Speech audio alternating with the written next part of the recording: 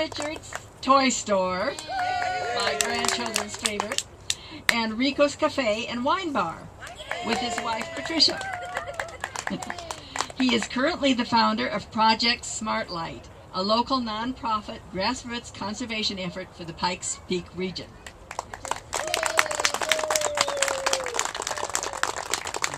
Thank you for having me here today, and I won't talk at you too long because I know it's there's all this great entertainment, and that's a lot more fun than speeches. But actually, there's two big corporations that got their start in Colorado Springs that you may not know about that I thought is fun trivia. And one is shredded wheat was invented in Colorado Springs. Wow. The Colorado Springs Wheat Company, and Piggly Wiggly, the first supermarket chain in the country, opened its first store on Weber and Monument in the Centennial Printing. So we have a long history of corporations here in Colorado Springs, and good. But I don't know about you, but I'm afraid for the world these days. And when I look at the big picture, I think about at the turn of the 20th century, there was 1.6 billion people in the world. At the turn of the 21st century, there was 6.6. They're predicting by the turn of the 22nd century that there'll be about 12 to 16 billion people. Now think about that. In 200 years, 1.6 to maybe 16, maybe it'll be less. But I'm worried. I don't think we're going to have the resources for people. And when you think about the oceans rising and where people live, there's 1 billion people that live in South Asia. Places like Indonesia consist of 30,000 islands. A lot of Bangladesh is under sea level. The places where they're having the most children, like sub-Saharan Africa, where they average 6 per family, and Haiti, where they average 6 per family, can't afford, don't have the resources, and they've stripped away a lot of what there is. And so here we are in the United States. So yeah, we do have resources. We have a lot. We have a good life here. We have water that we get from 200 miles away. That 80% of our water is primary source water, comes from the western slope, high mountain reservoirs. We pour half of it on our lawns. Maybe it fills the aquifers a little bit, but probably not much. And we all drive here in Colorado. 60% of us drive SUVs and pickup trucks. In El Paso County, there's more registered cars than people. Yeah, think about that. And we drive an average of 29 miles a day, and we get 10, 12 miles a gallon. So when we blame BP and when we blame the big corporations, we're part of it. We are. All of us are responsible in a certain way. But boy, I don't want them to have more power. And when I worked for Ken Salazar, it amazed me. I went back to Washington. I was this wide-eyed, kid in my own mind about, well, I can be, here in the Capitol, and 25,000 congressional staffers, 30,000 lobbyists on the Hill, all talking to each other in these little rooms, walking around with clipboards and wordsmithing. And most of those congressional staffers are going to become lobbyists.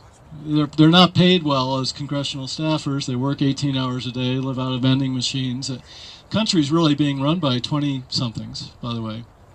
These are the people that are really involved with all the key legislation.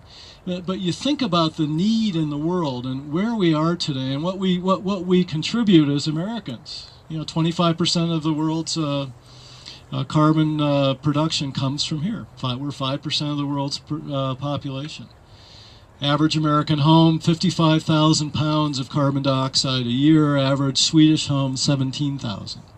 Think about that. And so we as a country have a huge impact. We in Colorado Springs have a big impact because not only do we drink primary source water and we drive SUVs, but we have fragile landscape, and we invite the whole world to come here and visit us. 6.1 million visitors a year. So our impact is more. And I think there's a bigger responsibility, but Americans in general have a big responsibility in the world, because as corporations have more power, as they're able to buy elections. And boy, I don't know how you people feel here, but I am so relieved the primary is over yesterday. I just it felt dirty, and it's not that I don't like Michael Bennet and Andrew Romanoff. I think they're good. They're both good for different reasons, and I hated their campaigns. Yeah, mean and ugly, and boy, if you get big corporate money into the campaigns, talk about opposition research and assassination politics. It's going to be unbelievable. And I'll be honest with you. People said, Richard, you would make a good candidate. Why don't you run for state house? I live in a part of town where I might be able to win an office, and partisan politics doesn't appeal to me. That negativity, and the corporations that are there and pressuring. I was a lobbyist. I'll admit, I worked for a group called the Trust for Public Land. I was a registered lobbyist at the State House because we were trying to pass a bill to allow counties to raise the sales tax by 1 penny to protect open space. There's a law right now where it's capped, and boy, we thought we had the votes, and these people would come in from real estate lobbies and from business groups, and they would wink, and attractive people would come, and you knew that people were dining to get. It just you felt that no matter how good of a case you had. And I used to sit there at the State House and see the most powerful testimonial. People would bring me to tears, and yet the legislators would do the wrong thing. And this particular decision that the Supreme Court made, I think, is going to turn our political system completely on its ear. I mean, you're talking about corporations that have a huge stake in public policy, and they're going to do everything they can to elect candidates that represent their interests. And boy, I hope that there's a way to get at that. I hope the Obama administration, carries through and is able to pull something off. I'm scared to death about this next election because there's so much anger. Tea Party, you think about what might happen. And I just worry for the world. I mean, us middle-aged white guys, we didn't do a good job. We haven't left a good world for people like you. We really haven't. I think women should run the world, because they have kids. They have kids. They're probably not going to make them go to war. And but I want to thank us all for being here today, because it's after a primary, a big political season. Here we are out here, kind of flapping in the wind with an issue that we're all afraid of. We all have that fear. And boy, I just think that if there's ever a time where we don't need corporations buying elections, this is it. There's not much time left. And I worry about the world, and my passion is changing light bulbs, because at least I feel like I'm doing something. So we're going out, we're putting 30 light bulbs in a compact fluorescent light bulbs in a home, and next month your utility bill drops by $10 or $20, and we know that we've saved X amount of pounds of carbon dioxide. I've gotten cynical. It's like I don't want to sit in meetings anymore and listen to consultants. But the grassroots efforts, I think, are the only hope. I don't think it's going to come from the politicians themselves. They're going to be driven to it. I watched it, and they're not bad people, and I've made those compromises myself. I really have.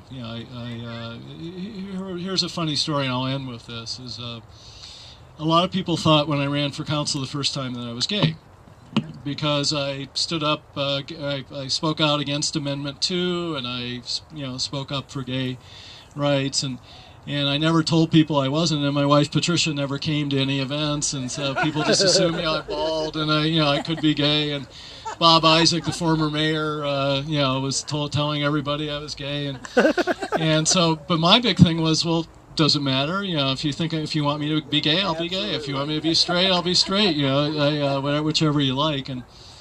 But my election, my campaign, my staff, my advisors, everybody said, Richard, you got to tell them you're not gay. You got to have Patricia, your wife, in your ads, and it felt dirty to me.